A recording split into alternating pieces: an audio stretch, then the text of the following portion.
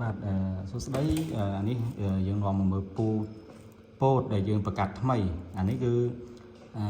មែនទែនទៅគោលបំណងរបស់យើងគឺយើងធ្វើគម្រោងអភិវឌ្ឍពូជពោតដំណើរនេះគឺ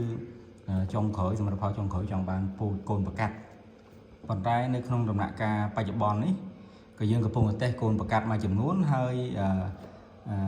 ផ្លែដែលយើងឲ្យមើលនេះគឺយើងបានញែកប្រជាករដែលល្អទាញវាមកផលិតជាគ្រាប់ពូជ OP ឬក៏ហៅថាគ្រាប់ពូជប្រកាសសេរីអញ្ចឹង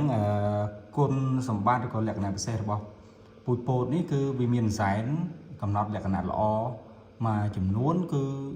អ្វីដែលលេចធ្លោនោះគឺទី1គឺអាយុប្រមូលផលវាលឿនបាទអាយុប្រមូលផលវាលឿនហើយ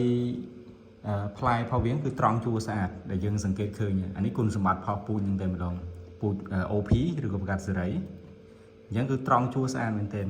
ហើយអ្វីដែលពិសេស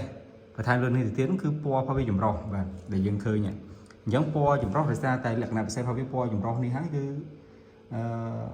ធ្វើឲ្យមើលទៅវាមានភាពទាក់ទាញហើយវាទន់ល្អទន់ស្អិតល្អគ្រាន់តែរសជាតិរបស់វាគឺมันជាផ្អែមដូចពូជកូនប្រកាសទូទៅទេប៉ុន្តែបើនិយាយពីភាពតាក់ទាញភាពលេចធ្លោត្រង់ជួរហើយគ្រាប់ពេញបាទមើលគ្រាប់ពេញដល់ចុងនេះអានេះគឺលក្ខណៈពិសេសដែលគួរចាប់អារម្មណ៍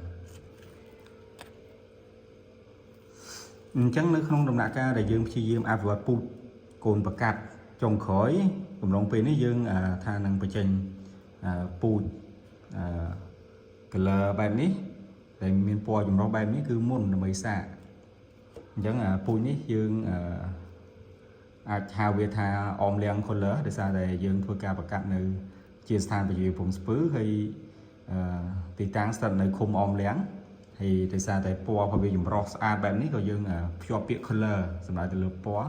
ដើម្បីបង្ហាញលក្ខណៈពិសេសរបស់វានៅក្នុងនឹងដែរ